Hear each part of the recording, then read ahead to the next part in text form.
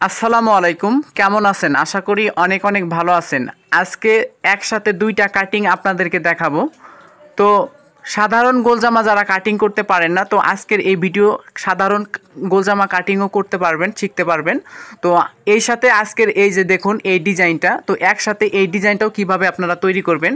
তো আপনি যদি চান এই ডিজাইনটা করবেন তো এইটাও করতে পারেন, এবং আপনি যদি না চান শুধু সাধারণ গোলজামা কাটিং করতে চান সেটাও পারবেন। তো দেখুন ভিডিওটা। তো আমি যে যার বডি অনুযায়ী কাটিং করব, 34 থেকে 38 বডি যাদের এবং কি 39, তারাও এই জামাটা পরতে পারবেন। তো প্রিন্ট কাপড় আছে 3 গজ, আর কালো কাপড়টা আছে 1.5 গজ।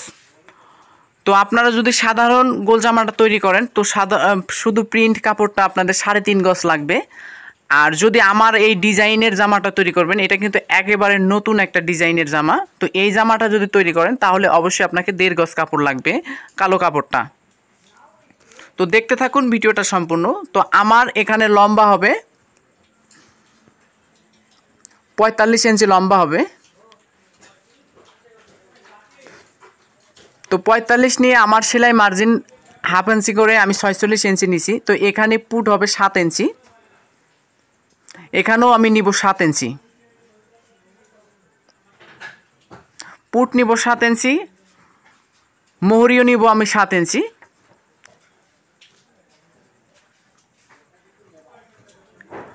দেখেন এখানে কিন্তু একটা বৃত্ত হয়ে গেল, এটা গলা, যে কোনো গলা আপনি ব্যবহার করতে পারেন। তো এখানে বডি অনুযায়ী 4 ভাগের 1 ভাগ নিতে হবে। যদি 36 হয় তাহলে 9 নিতে হবে।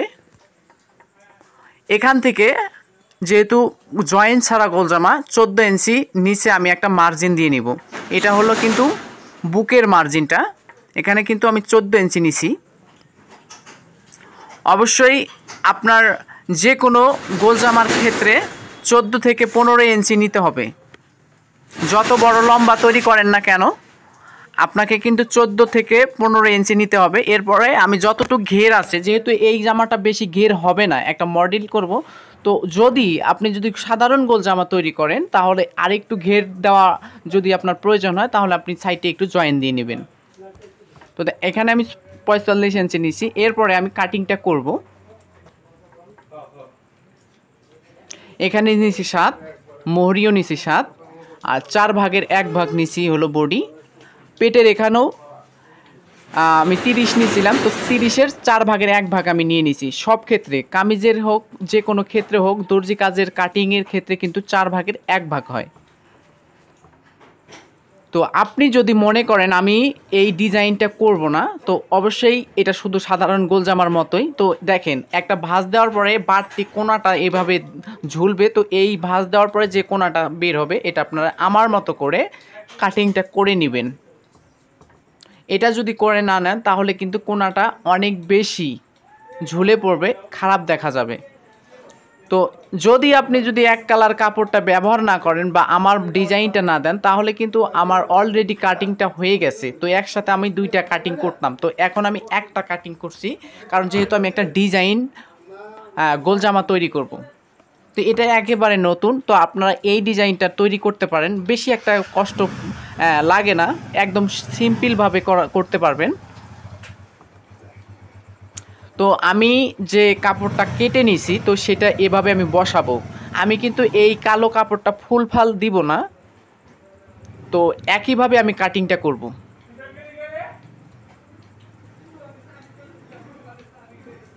তো অবশ্যই এখানে কিন্তু কালো কাপড়টা একটু জয়েন্ট পড়বে। তো জয়েন্টটা কিভাবে হবে সবাই জানে, তারপর আমি বলে দিব জয়েন্টটা কিভাবে হবে।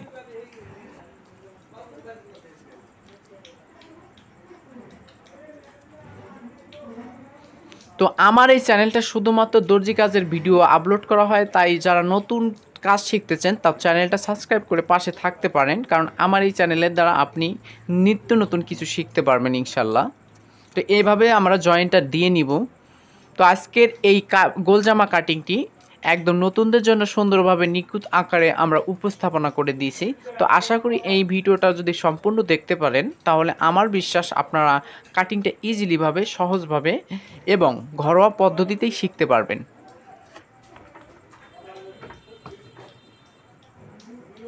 এরপরে আমি গলা যেহেতু আমি গলা কিন্তু পরে বক্রম দিয়ে তৈরি করব, তারপর আমি আপনাদেরকে গলা দিচ্ছি 34, 36, 38-এর যেটা। এখানে আমরা 5 ইঞ্চি নিব রাউন্ডটা, আর এখানে নিব 3 ইঞ্চি। রাউন্ডটা 3 ইঞ্চি এবং কি লম্বার দৈর্ঘ্যটা হবে আপনাদের 3 ইঞ্চি। এরপরে এই দেখেন আমার কিন্তু এটা সামন পার্ট আমি তৈরি করব, কাটিং করব। আমি কিন্তু প্রথমেরটা কিন্তু ব্যাক পার্ট মানে পিছনের পার্ট তৈরি মানে কাটিং করছি। তো এখানে যে আমি ফাঁকা দিব, কারণ আমি আপনাদেরকে প্রথমে স্ক্রিনে দেখাইছি, প্রথমে সামনের পার্টে একটু ফাঁকা থাকে, ওখানে একটা ফিতা হবে। তো তো 1.5 ইঞ্চির মতো ভাঁজ করে আমরা এখান থেকে শুরু করব। যেহেতু এক কালার কাপড় না, যেহেতু প্রিন্ট কাপড়টা একটু ফাঁকা থাকবে, একটু সেলাই থাকবে এক ভাঁজ আকারে, তো সেই অনুযায়ী আমাকে এখানে নিতে হবে। তো এইখানে কিন্তু দেখেন দুই সাইডে কিন্তু আমাদের যেটা সামনের পার্ট সেটা কিন্তু দুই পাশে দেখেন ফাড়া আছে। তো এই ফাড়াটা অবশ্যই কেন, কারণ সামনের পার্টে কিন্তু একটা ভাঁজ দিয়ে সেলাই হবে, সেখানে কিন্তু ফাঁকা থাকবে। তো কিভাবে থাকবে আপনারা অবশ্যই শেষ পর্যন্ত ভিডিওটা দেখলে বুঝতে পারবেন। তো যেমন আছে তেমনভাবে আমার কাটিং করব। আমরা যেহেতু দর্জি কাটিং করি, আমরা জানি যে প্রথমেরটা মাপজোক করার পরে দ্বিতীয়টা আর তেমন মাপজোক করার প্রয়োজন পড়ে না, তাই আমি আর পরের বার বললাম না।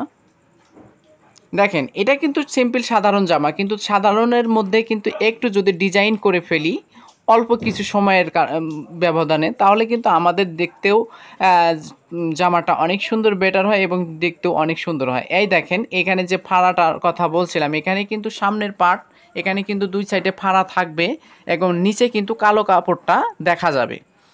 তো এজন্য দেখেন একদম সিম্পল। আপনিও চাইলে এই ভিডিওটা দেখে আপনিও করতে পারেন, একদম নতুন একটা ভিডিও।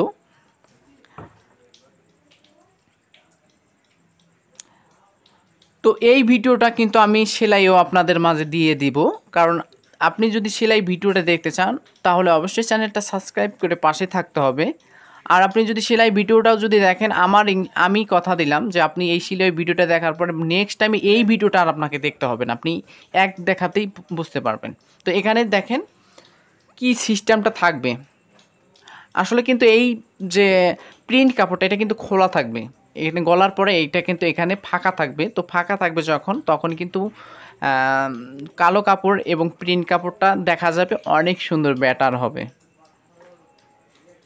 তো এখানে কিন্তু এই দেখেন এই কালো কাপড়টা কিন্তু বের হয়ে থাকবে, এখানে কিন্তু সেলাইটা হবে, কিন্তু সেলাইটা কিন্তু উপরে হবে, কিন্তু চাপ সেলাইটা হবে না, মানে কালো কাপড় এবং কি প্রিন্ট কাপড়ের সাথে জয়েন হবে না, এটা কিন্তু ফাঁকা থাকবে। সেখানে মাঝখানে একটা ইয়া থাকবে, আপনার একটা বেল থাকবে, সেখানে আপনি কম বেশ করতে পারবেন। তো এখানে ফাঁকা থাকবে নিচের টুক।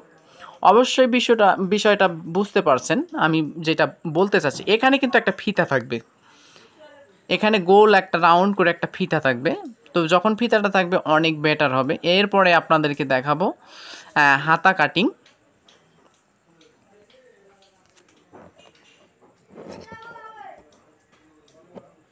আসলে এটা কাটার মানে হচ্ছে যে নিচেরটা বেশি ছোট হয়ে গেছে, তো একটু যদি বড় দিই তাহলে বিষয়টা আর একটু ভালো হয়। যেহেতু আমাদের এই জামাটা অনেক বেশি সুন্দর করতে হবে, তো এজন্য একটু বেশি করে কেটে নিলাম। শুধু তাই নয়, এই অনুযায়ী আমি আরও কিছু পাইপিং কেটে রাখবো, কারণ এই পাইপিংগুলো আমি নিচে ব্যবহার করব। তো প্রিন্টের সাথে কালো কাপড়টা যদি দেয় তাহলে কিন্তু অনেক সুন্দর দেখাবে।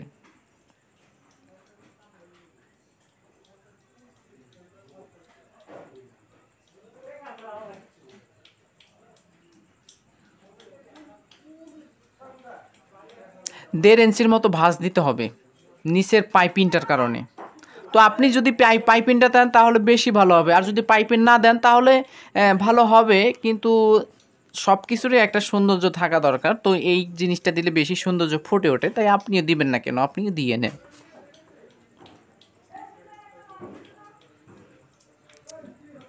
তো নেক্সট ভিডিও পাওয়ার জন্য অপেক্ষা করতে হবে নিশ্চয়ই, কারণ আমার এই ভিডিওটা সেলাইটা এই সপ্তাহের মধ্যে চলে আসবে। তো এই ভিডিওটা যদি দেখতে পারেন তাহলে অবশ্যই চ্যানেলটা সাবস্ক্রাইব করতে হবে, এবং কি কোনো অজানা কোনো কথা এবং কি অজানা কাটিং যদি দেখতে চান তাহলে অবশ্যই চ্যানেলটা সাবস্ক্রাইব করে কমেন্ট করতে হবে যে আপনি কোন কাটিংটা এবং কোন বিষয়টা বুঝতে পারতেছেন না, সেই বিষয়টা আমাদেরকে বলবেন, আমরা অলরেডি আপনাদেরকে দিয়ে রাখবো।